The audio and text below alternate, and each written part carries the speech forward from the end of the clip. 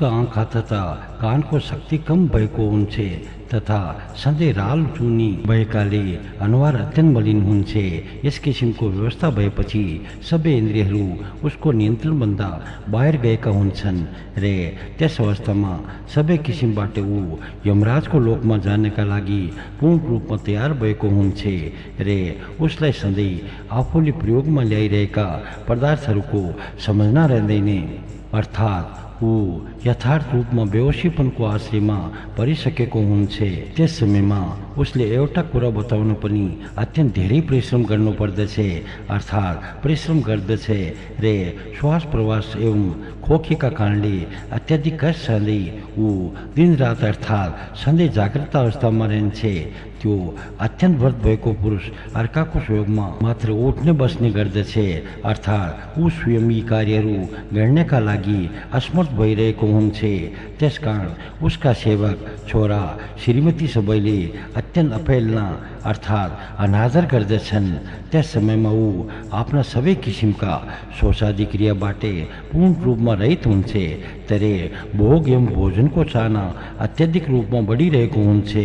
आफ्ना स्वास्नी छोरा आदि परिवारहरू पनि उसलाई देखेर हाँस्न थाल्दछन् रे उसका सबै बन्धु बान्धवहरू ऊबाट विरक्त रहन्छन्। आफ्नो युवा अवस्थामा अर्थात् जवानीमा गरिएका सबै कार्यहरूका सम्बन्धमा ती कार्य आफूले अनेकौं जन्महरूमा गरिएको जसरी नै स्मरण गर्दै ऊ अत्यन्त दुखी हुन्छे रे लामो लामो श्वास छोड्दछ, अर्थात् फेर्दछ, अर्थात् ऊ आफ्नो विगतलाई सम्झँदै अत्यन्त चिन्तित हुन्छे।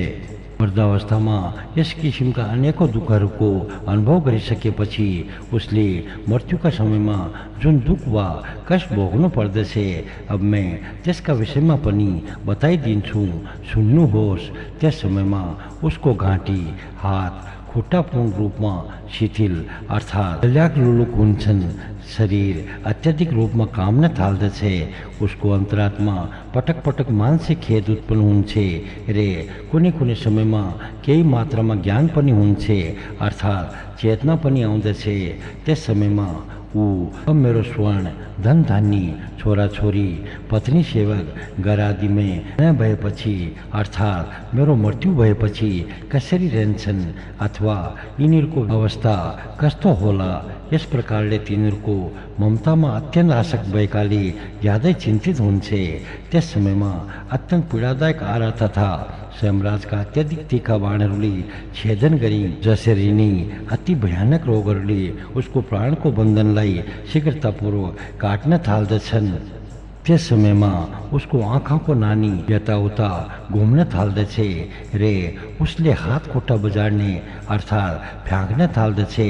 उसको तालु, घाँटी र मुख अत्याधिक रूपमा सुक्न थाल्दछ, अर्थात् ऊ अत्यन्त पीडित भएको हुन्छे। त्यसपछि उसमा उत्पन्न भएको दोषका प्रभावले उसको घाँटी बन्द हुन्छे। त्यसकारण उसले घर शब्द निकाल्न थाल्दछ रे माथिको श्वासबाट पीडित तथा अत्यन्त दुःखबाट व्याप्त भएर भोग तिर्खाबाट अत्यन्त दुःख पाउन थाल्दछ।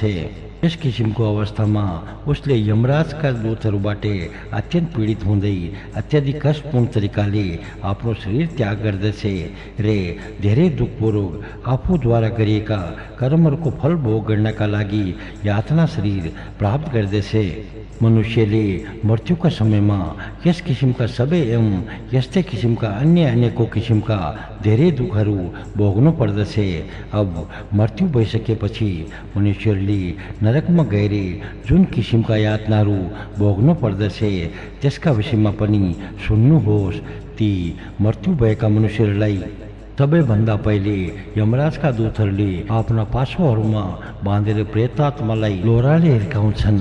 त्यसपश्चात यमराजको सभामा उपस्थित गराउँछन्, अर्थात् यमराजको दर्शन हुन्छे।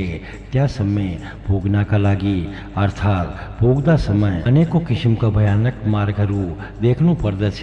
हे ब्राह्मण श्रेष्ठ, त्यसपछि अत्यन्त तातो बालुवा, अत्यन्त प्रज्वलित भएको आगो रे अनेकौं शस्त्र आदिबाट पूर्ण रूपमा सम्पन्न भएका अत्यन्त भयानक नरकहरूमा गएर विभिन्न किसिमका दुःखहरूको भोग गर्नु पर्दछ तथा त्यो पीडा अत्यन्त असह्य किसिमको हुन्छे।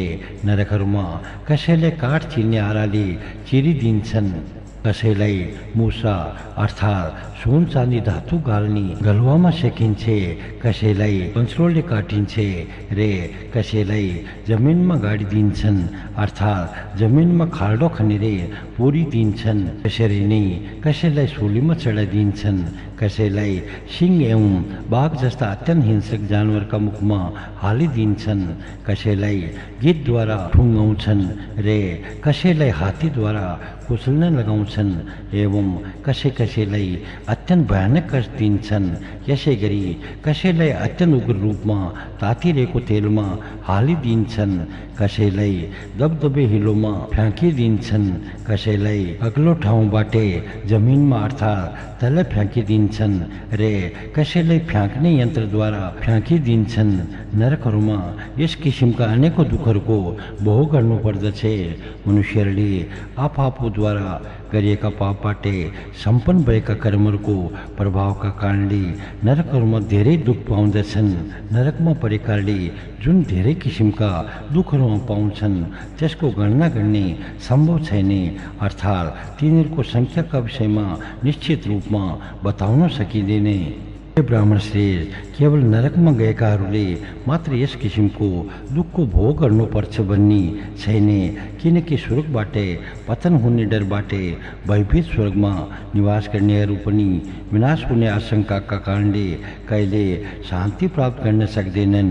यसकारण उनीहरूले पनि दुःखै भोग गरिरहेका हुन्छन्। स्वर्ग अथवा नरकका भोगहरूको आफ्नो कर्मफलका अनुसार उपभोग गरिसकेपछि जीवले फेरि त्यहाँबाट फर्केर एवं गर्भमा प्रवेश गरेर अनिवार्य रूपमा जन्म लिनुपर्दछ।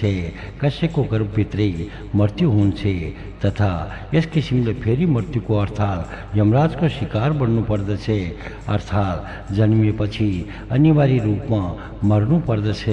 यसपछि कसैको जन्मदाकै समयमा मृत्यु हुन्छ, कसैको बाल्यावस्थामा मृत्यु हुन्छ, कसैको यौवन अवस्थामा मृत्यु हुन्छ, कसैको प्रौढावस्थामा मृत्यु हुन्छ रे कसैको वृद्धावस्थामा मृत्यु हुन्छ। यसरी जन्मिएका जतिको निश्चित रूपमा मृत्यु हुन्छ, जसरी कपास अर्थात् रुवाको बीज रुवाले नै घेरिरहेको हुन्छ, त्यसरी नै जीव पनि जुन समय जीवित अवस्थामा रहन्छ त्यस समय अनेकौं किसिमका दुःखहरूबाट पूर्ण रूपमा घेरिएर रहेको हुन्छ, अर्थात् ऊ दुःखहरूबाट मुक्त हुन सक्दैन, किनकि धन सम्पत्तिको उपार्जन गर्दा अर्थात् धन कमाउँदाका अवस्थामा रे त्यसको संरक्षण गर्दाका अवस्थामा एवं धन विनाश हुँदाका अवस्थामा तथा आफ्ना इष्टमित्रहरूसँगै वियोग हुँदाका अवस्थामा मनुष्यलाई अनेकौं किसिमका दुःखहरू हुन्छन्। हे मैत्री, जुन जुन वस्तु वा पदार्थहरू मनुष्यलाई अत्यन्त प्रिय लागिरहेको हुन्छन् अन्त अवस्थामा ती सबै अत्यन्त दुःखदायक रूपको विष रूप हुन्छन्, अर्थात् यथार्थमा जीवले तिनीहरूबाट दुःख मात्र पाइरहेको हुन्छ। मनुष्यहरूले पत्नी, छोराछोरी, सेवक, घर, जमिन र धन सम्पत्ति आदिबाट जस्तो किसिमको दुःख पाइरहेको हुन्छ त्यसको तुलनामा सुखको भाग अत्यन्त अल्प अर्थात् थोरै मात्र हुन्छ, अर्थात् उसले अनुभव गरेको सुख नाम मात्रको सुख हुन्छ। यसरी यो सम्पूर्ण संसारमा दुःख रूपी सूर्यको अत्यन्त तेजिलो राप अर्थात् तापबाट अत्यन्त चिन्तित भएर भौँतारिरहेका अथवा रन थनिएका मनुष्यहरूका लागि मोक्ष रूपी रुखको छाया बाहेक अन्यत्र कहीँ पनि सुखको अनुभव हुन सक्दैन, अर्थात् सुख हुन सक्दैन। यसैले मनुष्यहरूले सांसारिक विषयवस्तुहरूको पूर्ण रूपमा परित्याग गर्न सक्नुपर्दछ। त्यसकारण मेरो मान्यता अनुसार गर्भावस्था, जन्मदाका अवस्था रे वृद्धावस्था आदि समयमा हुने आध्यात्मिक, आदि दैविक रे आदि भौतिक यी तीन किसिमका दुःखहरूबाट यथार्थ रूपमा मुक्त हुने अचूक एकमात्र सनातन औषधि परब्रह्म परमात्माको प्राप्ति मात्र हो, जसलाई प्राप्त गरिसकेपछि मनुष्यहरूलाई अत्यन्त आनन्दमय सुख प्राप्त हुन्छ। हे सर्वश्रेष्ठ मुनि, त्यसकारण विद्वानहरूले अत्यन्त तत्परतापूर्वक सधैँ परब्रह्म परमात्मालाई प्राप्त गर्ने प्रयासमा मात्र लागिरहनु पर्दछ। वहाँलाई प्राप्त गर्ने साधनका रूपमा कर्म रे ज्ञान अर्थात् कर्मयोग र ज्ञान योगी दुवै कारणका रूपमा विद्यमान रहेका छन्। अर्थात् यी दुवै मार्गका माध्यमद्वारा उहाँलाई सहज रूपमा प्राप्त गर्न सकिन्छ। ज्ञान दुई किसिमका हुन्छन्। तिनीहरूमध्ये पहिलो आगम अर्थात् शास्त्रहरूको अध्ययनबाटै प्राप्त हुने ज्ञान तथा दोस्रो विवेकबाट उत्पन्न हुने ज्ञान। शास्त्रहरूको अध्ययनको माध्यमबाटै प्राप्त भएको ज्ञानद्वारा सब ब्रह्मका विषयमा र विवेकद्वारा उत्पन्न भएको ज्ञानका माध्यमद्वारा परब्रह्म परमात्माका विषयमा ज्ञान हासिल हुन्छ। हे सर्वोत्कृष्ट ब्राह्मण, अज्ञान अत्यन्त भयानक अन्धकार जस्तै हुन्छ। त्यसको विनाश गर्नका लागि इन्द्रियहरूबाट उत्पन्न भएको ज्ञान दीपकका समान हुन्छ र विवेकबाट उत्पन्न भएको ज्ञान सूर्यका समान हुन्छ। अर्थात् जसरी बत्तीको उज्यालोले अन्धकारको विनाश गर्दछ, त्यसरी नै शास्त्रीय ज्ञानद्वारा शब्द ब्रह्मका विषयमा ज्ञान हासिल गरेपछि केही मात्रामा अज्ञान नष्ट हुन्छ। विवेकद्वारा परमात्माका विषयमा ज्ञान हासिल गरिसकेपछि सबै अज्ञान पूर्ण रूपमा विनष्ट हुन्छ। जसरी सूर्य उदय भएपछि सम्पूर्ण अन्धकार पूर्ण रूपमा हट्दछ। हे मुनि श्रेष्ठ, यस विषयमा वेदहरूको स्मरण गर्दै मनुले जे कुरा बताउनु भएको थियो त्यो सबै म तिमीलाई बताउँछु। ध्यानपूर्वक सुन। शब्द ब्रह्म रे परब्रह्मको भेद अनुसार ब्रह्म दुई किसिमको हुनुहुन्छ। उहाँहरू मध्ये सबैभन्दा पहिले शब्द ब्रह्मका विषयमा ज्ञान हासिल गरिसकेपछि जिज्ञासुले विवेकबाट उत्पन्न भएको ज्ञानका माध्यमद्वारा परब्रह्म परमात्माका विषयमा जान्न सक्दछ। यसरी कर्म रे ज्ञानको भेद अनुसार विद्या पनि दुई किसिमका हुन्छन्। अर्थात् कर्म विद्या रे ज्ञान रूप विद्या। यस विषयमा अथर्ववेदमा स्पष्ट पारिएको छ रे ऋग्वेदमा बताए अनुसार पराविद्याका माध्यमद्वारा अक्षर ब्रह्मलाई प्राप्त गर्न सकिन्छ, जो अव्यक्त छ। अर्थात् जसका विषयमा शब्दद्वारा बताउन सकिँदैन। अजर अर्थात् अविनाशी, इन्द्रियहरूद्वारा चिन्तन गर्न नसकिने सनातन। अव्यय अर्थात् विकार नभएको। अदृश्य अर्थात् साधारण आँखाले देख्न नसकिने। अरूप अर्थात् कुनै निश्चित रूप नभएको, हात खुट्टा नभएको हुनुहुन्छ। यसरी नै विभु अर्थात् सधैँ रहिरहने रे प्राणी मात्रका आदि कारण व्याप्त अर्थात् व्याप्त गर्ने योग्य। व्यापक अर्थात् चारैतिर फैलिएर रहनुभएको आदि अनेकौं रूपहरूबाट विराजमान हुनुहुन्छ। सिद्ध महात्माहरूले ज्ञान चक्षु अर्थात् ज्ञानका आँखाद्वारा उहाँकै दर्शन गर्दछन्। उहाँ नै परब्रह्म परमात्मा हुनुहुन्छ। उहाँ नै परमधाम हुनुहुन्छ तथा मोक्ष अर्थात् मुक्ति प्राप्त गर्ने अभिलाषामा राख्ने सिद्ध पुरुषहरूले उहाँकै ध्यान अर्थात् उपासना गर्दछन्। उहाँ नै परमात्मा श्री विष्णुको वेदहरूमा बताए अनुसारको अत्यन्त सूक्ष्म परमपद हुनुहुन्छ। परमात्माको यस प्रकारको स्वरूप नै भगवत शब्दद्वारा वर्णन गर्ने योग्य छ रे भगवत शब्द नै उहाँ अनादि अर्थात् सनातन एवं अविनाशी परमात्माको वाचक हो। यस प्रकारको स्वरूपबाट सम्पन्न हुनुहुने परमात्माको तत्त्वका विषयमा जुन विद्याका माध्यमद्वारा यथार्थ ज्ञान प्राप्त हुन सक्दछ, त्यही परम ज्ञान अर्थात् पराविद्या हो। वेदत्रयमा बताएको ज्ञान अर्थात् कर्मकाण्ड यसभन्दा अलग रहेको छ, अर्थात् त्यो अपराविद्या अन्तर्गत पर्दछ। हे ब्राह्मण श्रेष्ठ, यद्यपि उहाँ परब्रह्म परमात्मा शब्दबाट अगोचर अर्थात् अनुभव गर्न नसकिने हुनुहुन्छ, तथापि पूजा एवं उपासनाका लागि उहाँको भगवत शब्दबाट भजन कीर्तन गर्ने गरिन्छ।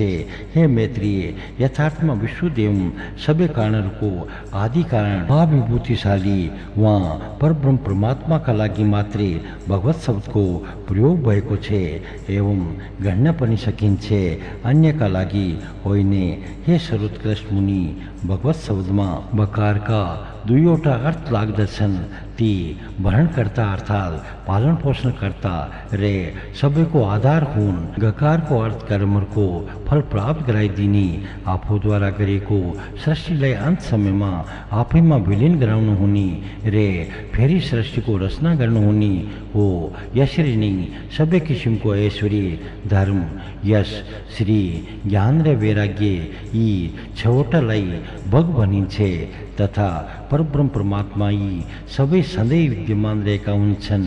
यसै गरी सबैको आत्मा स्वरूप परब्रह्म परमात्मामा सबै प्राणी मात्रले अथवा जीव मात्रले निवास गर्दछन् रे उहाँ स्वयंले पनि सबै जीव मात्रामा समान रूपमा निवास गर्नुहुन्छ। त्यसकारण उहाँ अविनाशी अर्थात परमात्मा ने वकार को अर्थ स्वरूप हुनुहुन्छ। हे मैत्री, यस प्रकार को अर्थबाटै सम्पन्न भएको यो अत्यन्त उत्तम भगवत शब्द परब्रह्म स्वरूप वासुदेव बाहेक अन्य कसैका लागि कहिले प्रयोग हुन सक्दैन। यो शब्द अत्यन्त पूजनीय अर्थात आदरणीय भएका हुनाले अथवा उत्तम लक्षणहरूबाटै पूर्ण रूपमा सम्पन्न भएको हुनाले यो भगवान सब परब्रह्म परमात्मालाई सम्बोधन गर्दाका अवस्थामा मात्रै प्रयोगमा आउन सक्दछ। अन्य अवस्थामा यो शब्द गौण रूपमा रहेको हुन्छ, किनकि जसले सम्पूर्ण प्राणी मात्रको उत्पत्ति रे विनाश आउने र जाने सिलसिला तथा विद्यामा अविद्याका विषयमा यथार्थ रूपमा जानेको हुन्छ, त्यही भगवान शब्दबाट सम्बोधन गर्ने योग्य हुन्छ। त्याग गर्ने योग्य तीन किसिमका गुणहरू रे तिनीहरूको दुःख आदिलाई पूर्ण रूपमा परित्याग गरेर ज्ञान शक्ति बल ऐश्वर्य वीर्य तेज जस्ता सबै सद्गुणहरू मात्रै भगवत शब्दबाटै सम्बोधन गर्ने योग्य हुन्छन्, जुन परब्रह्म परमात्मामा सबै प्राणी मात्रले निवास गर्दछन् रे यी सबैका आत्मा स्वरूप उहाँ परमात्मा श्री वासुदेवले पनि सबै प्राणी मात्रको अन्तरात्मामा सम्भावनापूर्ण निवास गर्नुभएको हुन्छ। यसकारण उहाँलाई वासुदेव पनि भनिन्छ। प्राचीन कालमा खाण्डिक्य जनकद्वारा प्रश्न गरिएपछि केशी ध्वजले वासुदेव शब्दको यथार्थ व्याख्या यस किसिमले गरेका अर्थात वासुदेव नामको अर्थका विषयमा यसरी प्रस्ट्याइएका थिए। परमात्मा श्री वासुदेव सबै प्राणीमा व्याप्त हुनुहुन्छ रे सबै प्राणीले पनि उहाँमा निवास गर्दछन् तथा उहाँले नै जगतको रचना एवं संरक्षण गर्नुहुन्छ। यसैले उहाँलाई वासुदेव भनिन्छ। हे मुनि, उहाँ परमात्मा स्वयं सबै किसिमका आवरणहरूबाटै पूर्ण रूपमा अतीत हुनुहुन्छ। उहाँ सबै प्राणी मात्रको प्रकृति विकार गुण एवं उनीहरूको कार्य आदि दोषहरूभन्दा पनि विलक्षण हुनुहुन्छ। पृथ्वी र आकाशका बीचमा जे जति अवस्थित रहेको छ त्यो सबै उहाँबाटै व्याप्त भएर रहेको छ। यसरी नै उहाँ सबै शुभ गुणहरू स्वरूप हुनुहुन्छ। उहाँले आफ्नो योग शक्तिको अत्यन्त सानो अंशबाटै जीव मात्रमा व्याप्त भएर आफ्नो स्वेच्छानुसार अन्यको शरीर स्वीकार गरेर सम्पूर्ण जगतको कल्याण गरिदिनुहुन्छ। उहाँ तेज बल ऐश्वर्य महाविज्ञान वीर्य तथा शक्ति आदिको गुणहरूको एकमात्र भण्डार हुनुहुन्छ रे उहाँ परब्रह्म परमात्मामा अविद्यादि दोषहरूको पूर्ण रूपमा अभाव रहेको हुन्छ। उहाँ ईश्वर नै समिष्ट रे व्यष्टि स्वरूप हुनुहुन्छ। उहाँ नै व्यक्त र अव्यक्त स्वरूप हुनुहुन्छ। उहाँ नै सबैका साक्षी सबैको प्रभु एवं सबैको ज्ञाता हुनुहुन्छ तथा उहाँ सबै शक्तिहरूबाट सम्पन्न हुनुभएका पुरुषको नाम परमेश्वर हो, जसका माध्यमद्वारा उहाँलाई निर्दोष विरुद्ध एक स्वरूप रे निर्मल हुनुभएको देख्ने अथवा जान्न सकिन्छ। त्यसैलाई ज्ञान अर्थात पराविद्या भनिन्छ रे जुन यसका विपरीत रहेको छ त्यसलाई अज्ञान अर्थात अपराविद्या भनिन्छ। छठौं अध्याय केशी ध्वजले खाण्डिक्यको कथा पराशरजीले भन्नुभयो। स्वाध्याय रे स्वयंका माध्यमद्वारा उहाँ पुरुषोत्तमलाई देख्न सकिन्छे। परब्रह्म परमात्मालाई प्राप्त गर्ने साधन भएकाले यी दुवैलाई पनि ब्रह्म नै भनिन्छे, अर्थात् यिनीहरू पनि परमात्माकै स्वरूप हुन्। स्वाध्यायबाट योगको एवं योगबाट स्वाध्यायको आश्रयमा रहनु पर्दछ। स्वाध्याय रे योग रूप सम्पत्तिबाट परमात्माको तत्त्वका विषयमा ज्ञान हासिल गर्न सकिन्छे, अर्थात् ज्ञान प्रकाशमय हुन्छ। ब्रह्म स्वरूप परमात्माको दर्शन गर्ने कार्यमा स्वाध्याय रे योग दुवैले आँखाको भूमिका निभाउँछन्, अर्थात् यी दुवै आँखा स्वरूप हुन्छन्। हामीहरूसँगै भएका साधारण आँखाले परब्रह्म परमात्माको दर्शन गर्न सकिँदैन। मैत्रीले पनि हे भगवान, जुन योगका विषयमा ज्ञान हासिल गरिसकेपछि परमात्माको प्रत्यक्ष रूपमा दर्शन गर्न सक्दछु, त्यो योग कुन हो? मैं त्यसका बारेमा जान्न चाहन्छु। कृपया हजुरले त्यसका सम्बन्धमा विस्तारपूर्वक बताइदिनुहोस्।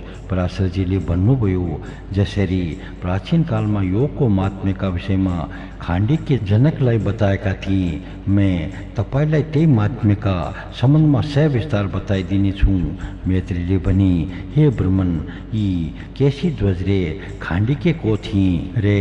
के कारणले गर्दा यिनीहरू दुवैका बीचमा योगसँग सम्बन्धित कुराकानी भएको थियो? मलाई यिनीहरूका विषयमा स्पष्ट पारिदिनुहोस्। पराशरजीले भन्नुभयो, प्राचीन कालमा धर्मध्वज जनक नाम भएका एउटा राजा थिए। उनका अमितध्वज रे कृतध्वज नाम भएका दुई छोरा थिए।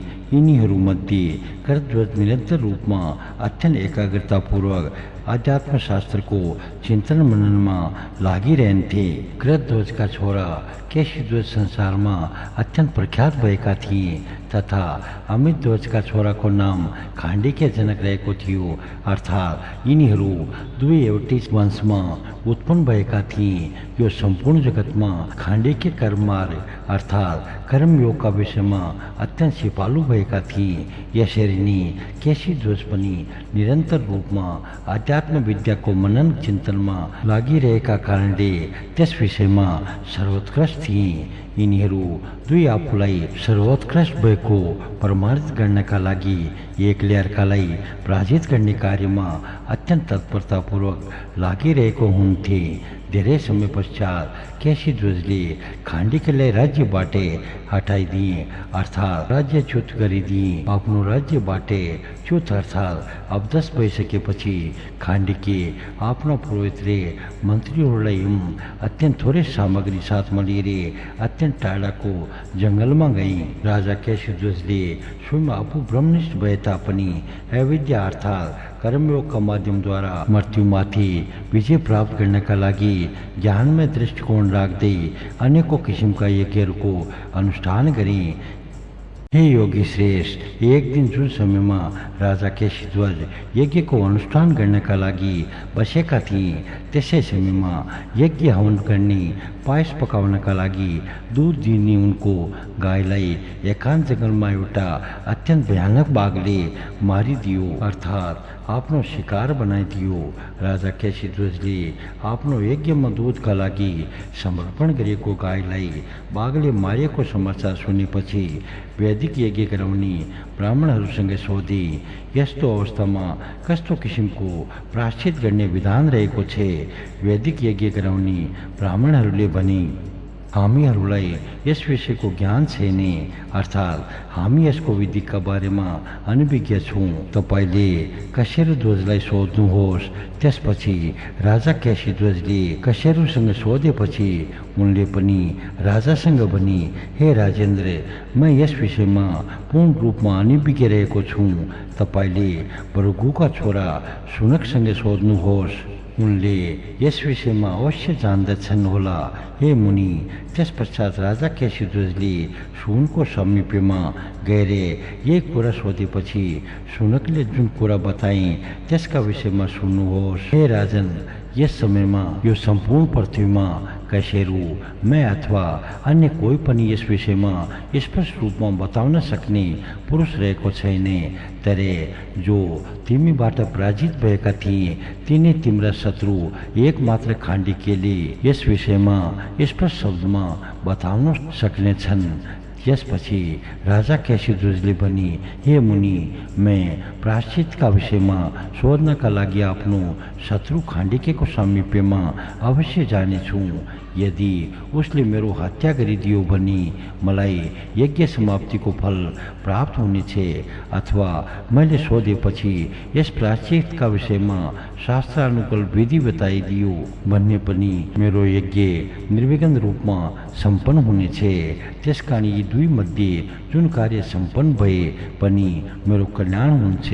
पराशरजीले भन्नुभयो। यसो भनिसकेपछि राजा केशीध्वज कृष्ण सागर मृगको छाला धारण गरेर अर्थात् लगाएर आफ्नो अत्यन्त सुन्दर रथमा चढी तथा जहाँ बुद्धिमान खाण्डिकेले बसोबास गरेका थिए त्यहीँ जानका लागि प्रस्थान गरे।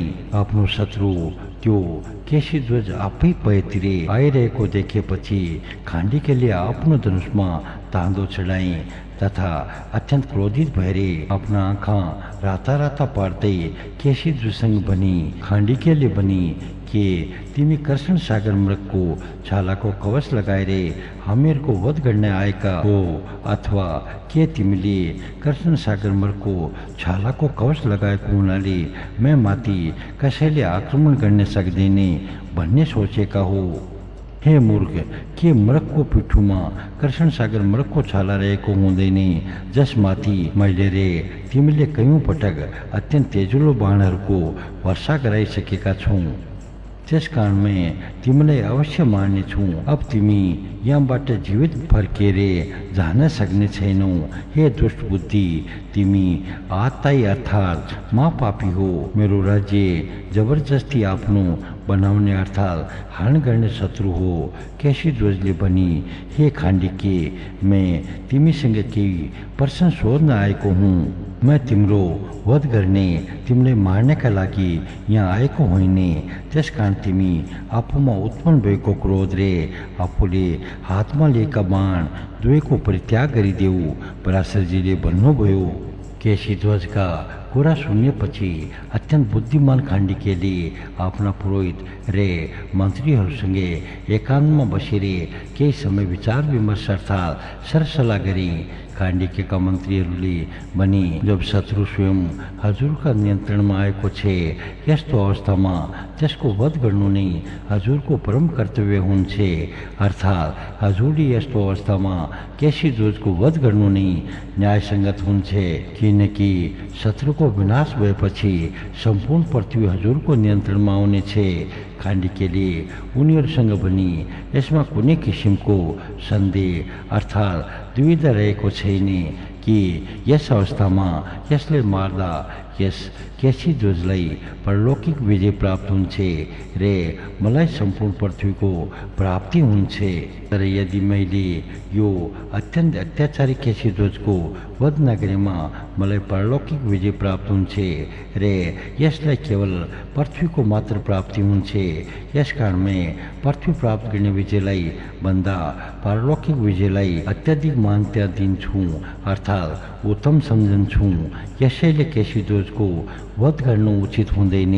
पारलौकिक विजय अनन्तकाल समय अर्थात् धेरै लामो समयसम्मका लागि हुन्छ रे पृथ्वीमाथिको अर्थात् लौकिक विजय अत्यन्त थोरै समयसम्मका लागि मात्र हुन्छ। त्यसकारण मैं यसको वध गरिदिने अर्थात् यसलाई मारिदिने, तर यसले जे सोध्छ मैं त्यसको जवाब दिन्छु। त्यसपछि खाण्डिके जनकले केशीध्वजका नजिकमा आएर भने, तिमीले जे कुरा सोध्न आएका हो त्यो कुरा निसन्देह सोध, मैं त्यसको स्पष्ट शब्दमा जवाब दिनेछु अर्थात् तिमीमा उत्पन्न भएको दुविधा पूर्ण रूपमा हटाइदिन्छु। पराशरजीले भन्नुभयो, हे ब्राह्मण शेष, त्यसपछि राजा केशीध्वजले जुन किसिमले आफ्नो धर्म धेनु अर्थात् आफ्नो यज्ञमा हवन गर्ने खीर पकाउनका लागि दूध प्रयोग गर्ने गाईको वध भएको थियो त्यो सबै वृत्तान्त खाण्डिकेलाई बताएर त्यसको प्रायश्चित गर्नेका उपायका विषयमा सोधे। हे द्विज, त्यसपछि खाण्डिके जनकले केशीध्वजलाई न्यायिक सिद्धान्त अनुसार गोवध अर्थात् गाईको हत्या भएका अवस्थामा गरिने सबै प्रायश्चितका विषयमा स्पष्ट रूपमा अर्थात् अत्यन्त विस्तारपूर्वक बताइदिए। त्यसपछि महात्मा खाण्डीके जनकबाट प्रायश्चितको विधिका विषयमा स्पष्ट रूपमा ज्ञान प्राप्त गरिसकेपछि उनीबाट आज्ञा पाए अनुसार राजा केशीध्वजले आफ्नो यज्ञ गरिएको स्थानमा आएर क्रमबद्ध रूपमा सबै कर्महरू पूर्ण गरे अर्थात् यज्ञ समाप्त गरे। त्यसपछि कालक्रम अर्थात् समयको अनुक्रम अनुसार यज्ञ समाप्त भएपछि अव्रत अर्थात् यज्ञान्तको स्नान गरेर कृत्य अर्थात् अत्यन्त सन्तोष भएर राजा केशीध्वजले चिन्तन गरे अर्थात् विचार गरे मैले सबै यज्ञ गराउने ब्राह्मणहरूको विधिपूर्वक पूजा अर्चना गरेँ, सदस्यहरूको सम्मान गरेँ तथा याचकहरू अर्थात् भिक्षा प्राप्त गर्ने अभिलाषा लिएर आएका सबैलाई उनीहरूको स्वेच्छाअनुसारका वस्तुहरू पनि दिए। यस संसारमा जन्म लिएपछि मनुष्यले जे जे गर्नुपर्दछ मैले त्यो सबै गरिसकेको छु, तर पनि मेरो अन्तरात्मामा कुनै कर्मको अभाव भएको अर्थात् कुनै कर्म गर्न बिर्सिएको जस्तो अनुभव भइरहेको छ अर्थात् मलाई कता कता असजिलो भएको जस्तो लागिरहेको छ।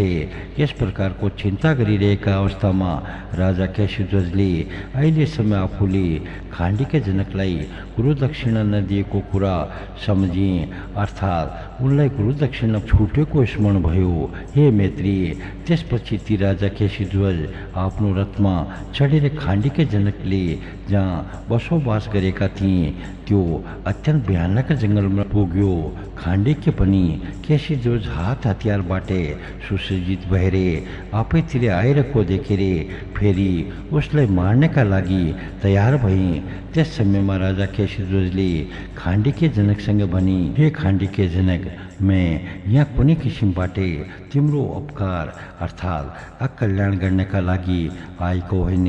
त्यसकारण तिमीले शान्त भाव धारण गर अर्थात् तिमी शान्त हो, क्रोधित न हो। तिमी समझ मैं तिमीलाई गुरु दक्षिणा दिनका लागि मात्र यहाँ आएको हुँ। तिमीबाट पाएको उपदेशको प्रभावले गर्दा मेरो यज्ञ अत्यन्त उत्तम किसिमबाट सम्पन्न भयो। अब मैं तिमीलाई आफ्नो गुरु सम्झ्दै गुरु दक्षिणा दिन चाहन्छु।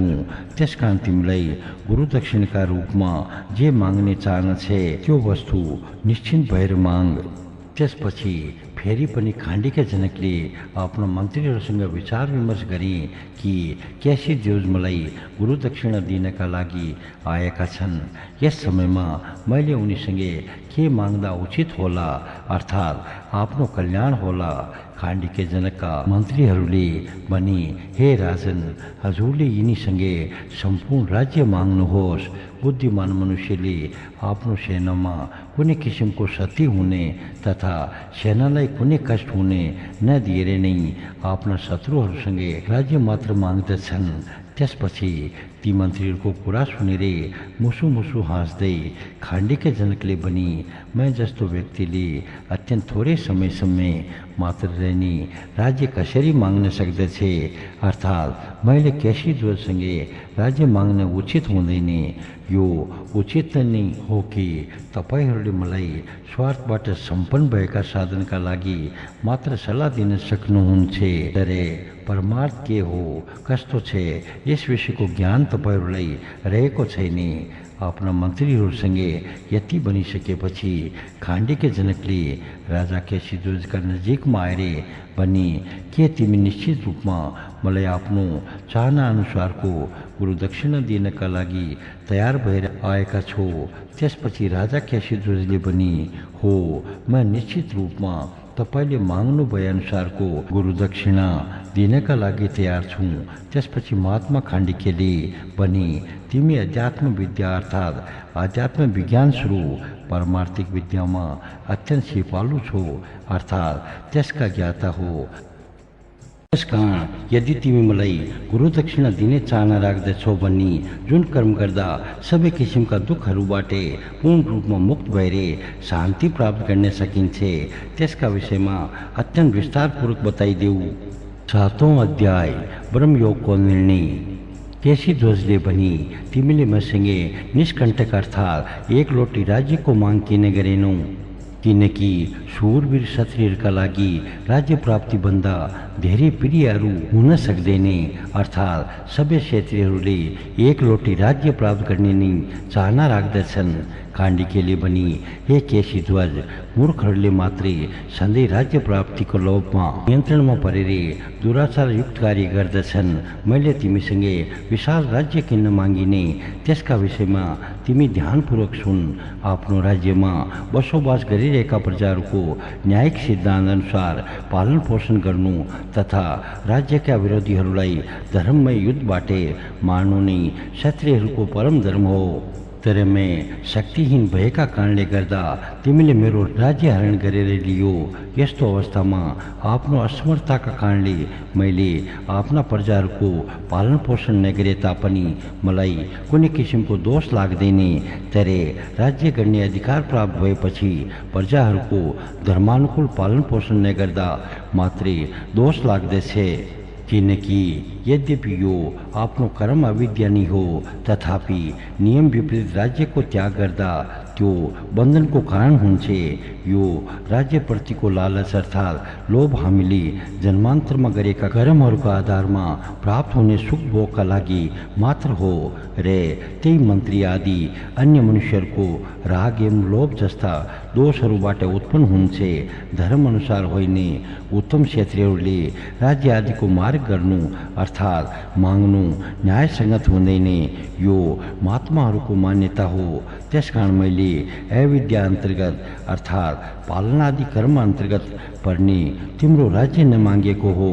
जुन मनुष्य अहङ्कारबाट सम्पन्न भएको, मदिरा पिएर अत्यन्त उन्मत्त भएको हुन्छ तथा जसको अन्तरात्मा पूर्ण रूपमा मायाको जालमा बेरिएको छ, यस प्रकारका अविवेकी मनुष्यहरूले मात्रै राज्य प्राप्तिको कामना गर्दछन्। तर मैं समानको पुरुषले राज्य प्राप्त गर्ने चाहना राख्दैन। पराशरजीले भन्नुभयो। त्यस पश्चात राजा केशीध्वजले खाण्डेकी जनकलाई धन्यवाद दिए र अत्यन्त प्रसन्नतापूर्वक भने कि अब मेरो कुरा सुन। मैले अविद्या रूपी अर्थात् प्रजाहरूको पालन पोषण गर्ने कर्मका माध्यमद्वारा मृत्युमाथि विजय प्राप्त गर्ने कामनाबाट अभिप्रेरित भएर राज्य एवं विभिन्न किसिमका यज्ञहरूको अनुष्ठान गरिरहेको छु र विभिन्न किसिमका भोगहरूको उपभोग गरेर आफ्ना पुण्यहरूको पनि विनाश गरिरहेको छु। हे कुलका उज्जवल तारा, तिम्रो मन यस प्रकारले विवेकबाट सम्पन्न हुनु अत्यन्त सौभाग्यको कुरो हो। त्यसकारण अब तिमी अविद्याको स्वरूपका बारेमा अत्यन्त विस्तारपूर्वक सुन। संसार रूपी रुखको बिउको रूपमा रहेको यो अविद्या दुई किसिमको रहेको छ।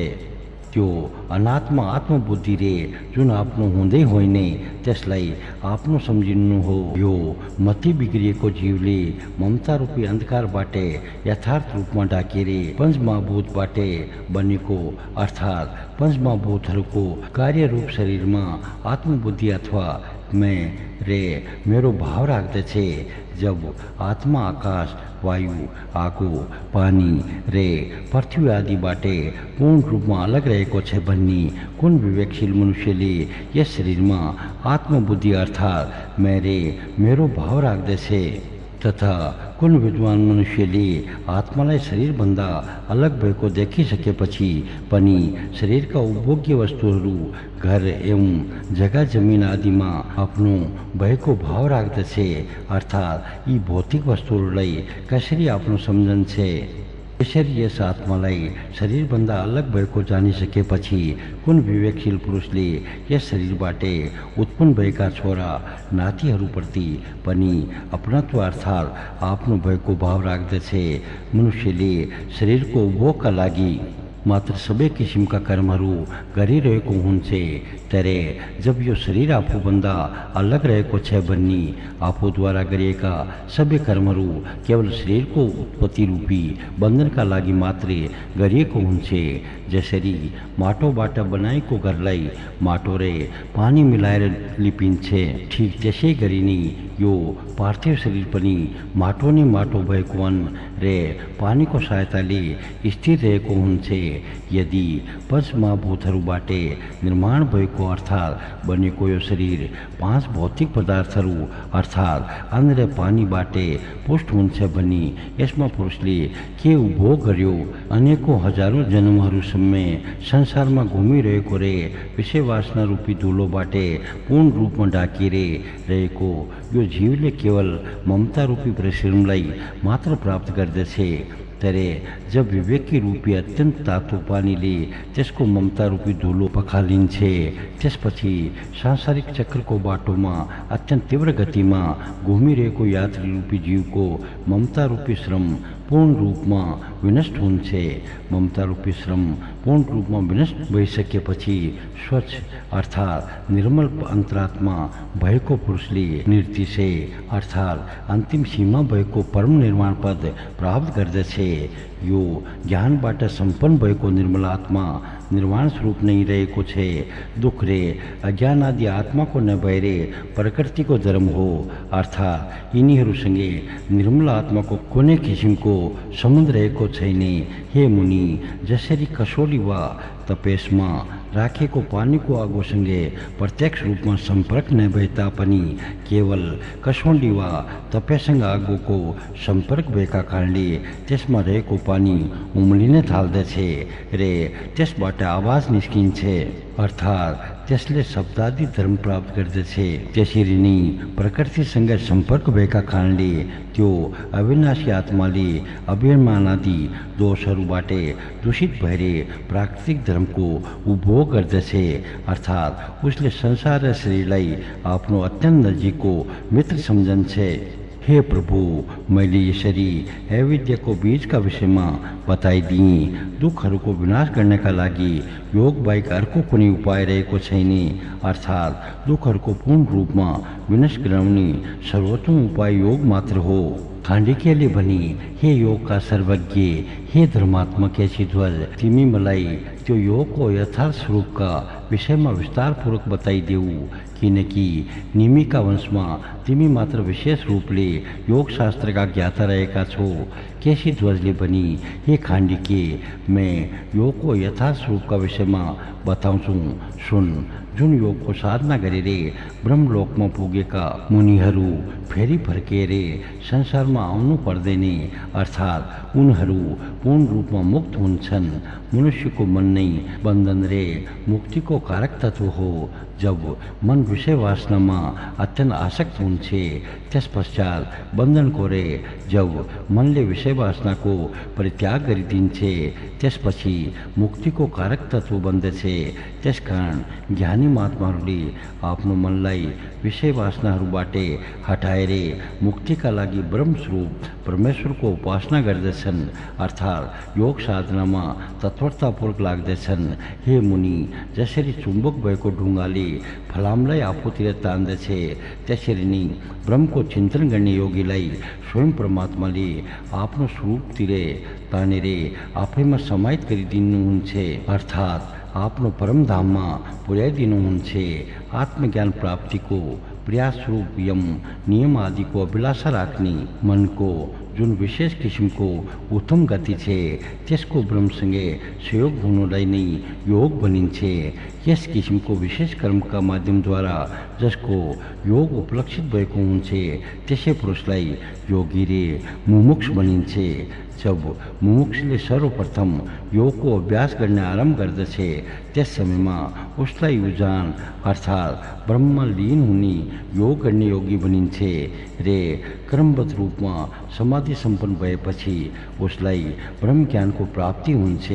यदि यसभन्दा पहिले बताइएको ब्रह्ममा विलीन हुने योग गर्ने योगीको मन कुनै कारणले गर्दा दूषित भइदियो भन्ने उसले त्यसपछिको जन्ममा त्यही अभ्यासका प्रभावले मुक्ति प्राप्त गर्दछ अर्थात् मुक्त हुन्छ। तर समाधि निर्विघ्नतापूर्वक सम्पन्न भएको योगीले यसै जन्ममा मुक्ति प्राप्त गर्दछ, किनकि उसका सबै किसिमका कर्महरू योगको अग्निद्वारा जलेर उसले यसै जन्ममा मुक्ति प्राप्त गर्दछ। पर्दछे किनकि उसका सबै किसिमका कर्महरू योगको अग्निद्वारा जलेर यसै जन्ममा पूर्ण रूपमा भस्म भइसकेका हुन्छन्। योगीले आफ्नो अन्तरात्मालाई ब्रह्मको उपासनाका योग्य बनाउनका लागि ब्रह्मचर्य, अहिंसा, सत्य, असत्य अर्थात् चोरी नगर्नु रे अप्रिग्रे अर्थात् कसैसँग केही पनि नलिने कार्यलाई निष्काम भावपूर्वक अवलम्बन गर्नुपर्दछ अर्थात् यी नियमहरूको पालना गर्नुपर्दछ। संयमित चित भएर अर्थात् चितलाई यथार्थ रूपमा आफ्नो नियन्त्रणमा राखेर स्वाध्याय, सोच, सन्तोष रे तपस्याको अवलम्बन गर्दै मनलाई सधैँ परब्रह्मको चिन्तन अर्थात् उपासनामा लगाउनु पर्दछ। यसभन्दा पहिले बताएका यी 5लाई यम रे नियम भनिन्छ। सकाम भावपूर्वक यिनीहरूको उपयोग गर्नाले अलग अलग फल प्राप्त हुन्छ रे निष्काम भावपूर्वक उपयोग गर्नाले मोक्ष अर्थात् मुक्ति प्राप्त हुन्छ। यति अर्थात् सांसारिक विषय बाँच्नबाट विरक्त भएको योगनिष्ठ सन्यासीले वज्रासन आदि यिनीहरूमध्ये कुनै एकको अवलम्बन गर्दै यम, नियम आदि गुणहरूबाट सम्पन्न भएर संयमित चितद्वारा योगको अभ्यास गर्नुपर्दछ। अभ्यासका माध्यमद्वारा प्राणवायुलाई जसबाट नियन्त्रण गरिन्छ त्यसको नाम प्राणायाम हो। सजीव रे निर्जीव भेदका आधारमा प्राणायाम 2 किसिमका हुन्छन्। सद्गुरुबाट प्राप्त भएको उपदेश अनुसार विशेष प्रणालीबाट परिचालित भएर जब योगीले प्राण रे अपान वायुद्वारा एक अर्कालाई निरोध अर्थात् रोक्ने काम गर्दछ त्यस पश्चात कर्मबद्ध रूपमा पूरक र रेचक नाम भएका 2 प्राणायाम हुन्छन् रे यी दुवैलाई एकैपटक संयम गर्नाले तेस्रो कुम्भक नाम भएको प्राणायाम हुन्छ। हे ब्राह्मण श्रेष्ठ, जब योगीले 100 बीज प्राणायाम आरम्भ गर्दछ तब उसको आलम्बन अर्थात् आधार अनन्त भगवानको स्थूल रूप हुन्छ। त्यसपछि प्रत्याहारमा परायण भएर शब्द आदि विषय वासनाहरूमा लागिरहेका इन्द्रियहरूलाई नियन्त्रण गरेर आफ्नो चितलाई अनुकूल बनाउँछ। यसबाट अत्यन्त चञ्चल स्वभाव भएका इन्द्रियहरू आफ्नो नियन्त्रणमा हुन्छन् रे इन्द्रियहरूलाई यथार्थ रूपमा नियन्त्रणमा नराखेसम्म कुनै पनि योगीले योगको साधना गर्न सक्दैन। यसरी प्राणायामका माध्यमद्वारा वायुलाई रे प्रत्याहारका माध्यमद्वारा इन्द्रियहरूलाई यथार्थ रूपमा आफ्नो नियन्त्रणमा राखेर चितलाई शुभ अर्थात् कल्याणदायक आश्रयमा स्थिर गराउनु पर्दछ। खाण्डिकेले पनि हे धर्मात्मा केशीध्वज, जसको आधारमा रहेर चित्तमा उत्पन्न भएका दोषहरूलाई यथार्थ रूपमा नष्ट गर्न सकिन्छ त्यो चित्तको कल्याणदायक आश्रय के हो? तिमीले मलाई त्यसका विषयमा विस्तारपूर्वक बताइदेऊ। केशीध्वजले भनी, हे राजन, चित्तको शुभ अर्थात् कल्याणदायक आश्रय ब्रह्म मात्र हुनुहुन्छ। तर उहाँ शरीर नै हुनुभएको अमूर्त शरीर वा रूप नै हुनुभएको मूर्त अर्थात् 2 किसिमको हुनुहुन्छ जसलाई पर रे अपर भनिन्छ। हे राजन, यस जगतमा 3 किसिमका भावनाहरू रहेका छन्। तिनीहरूका विषयमा तिमी मैबाट सुन। पहिलो ब्रह्म भावना, दोस्रो कर्म भावना रे तेस्रो उभय भावना। ब्रह्म र कर्म यी दुवैको भावना हो। भाव भावना पनि 3 किसिमका हुन्छन्। पहिलो ब्रह्म भावनामा, दोस्रो कर्म भावना रे तेस्रो ब्रह्म र कर्म भावको भावना। हे ब्रह्मन, सनन्दन जस्ता ऋषिहरू ब्रह्म भावबाट सम्पन्न भएका छन् रे देवताहरूदेखि स्थावर र जङ्गमसम्मका सबै प्राणी कर्म भावनाबाट सम्पन्न भएका छन्। हिरण्यगर्भ जस्तामा कर्म र ब्रह्म 2 किसिमका भावनाहरू विद्यमान रहेका छन् जसलाई जुन किसिमको बोध रे अधिकार रहेको छ त्यसमा यसै अनुसारको भाव भावना रहेको हुन्छ। हे राजन, ज्ञानको भेदका कारणले जब कर्महरू नासिने अवस्थामा रहन्छन् त्यस पश्चात भेद दृष्टिबाट सम्पन्न भएका जीवहरूले संसार रे परमात्मामा भेद ज्ञान राख्दछन् अर्थात् अलग भएको सम्झन्छन्। जुन ज्ञानमा कुने किस्म को भेद रेको होंदे ने रे जस बाटे अस्तित्व मात्र एवं देखने न सकिने आत्मा मात्र रहेको अनुभव हुन्छे त्यही ज्ञानलाई ब्रह्म ज्ञान बनिन्छे। आफ्नो कुनै निश्चित स्वरूप न हुनु भएका परमात्मा श्री विष्णुको त्यही नित्य र परम स्वरूप हो तथा यो सबै विश्व रूप भन्दा अत्यन्त विलक्षण किसिमको छे। हे राजन, योग साधनामा तत्परतापूर्वक लागेका योगीहरू योगाभ्यासको आरम्भमा यो अत्यन्त परम स्वरूपको ध्यान गर्नका लागि असमर्थ हुन्छन्। त्यसकारण परमात्मा श्रीहरिको स्थूल स्वरूपको मात्रै ध्यान गर्दछन्। हे भूपति, भगवान वासुदेव हिरण्यगर्भ, इन्द्र, प्रजापति, वायु, वसुहरू, रुद्र, सूर्य, ग्रह, नक्षत्र, गन्धर्व, यक्ष एवं दैत्य जस्ता सबै किसिमका देवयोनिहरू रे मनुष्य, पशु, पर्वत, समुद्र, नदी नाला एवं रुख आदि सबै किसिमका जीवहरू तथा तिनीहरूका कारणहरू प्रधान अर्थात् प्रकृतिदेखि आरम्भ गरेर विशेष अर्थात् पाँच तन्मात्रासम्म एक खुट्टा भएका, दुई खुट्टा भएका, धेरै खुट्टा भएका अथवा खुट्टा नभएका, चेतन अथवा अचेतन स्वरूप यी सबै तीन किसिमको भावनाबाट सम्पन्न परमात्मा श्रीहरिका मूल स्वरूप हुन्। यो सम्पूर्ण चराचर जगत परब्रह्म परमात्मा स्वरूप भगवान श्री विष्णुको शक्तिबाट यथार्थ रूपमा सम्पन्न भएको विश्व नाम भएको स्वरूप हो। परमात्मा श्री विष्णुका शक्ति पनि तीन किसिमका रहेका छन्। ती हुन् पराविष्णु शक्ति, अपराक्षेत्र शक्ति अर्थात् शरीरको शक्ति तथा यी दुई भन्दा बाहेक कर्म शक्ति अथवा अविद्या शक्ति अर्थात् जसले दुःखहरूको भोग गर्दछे।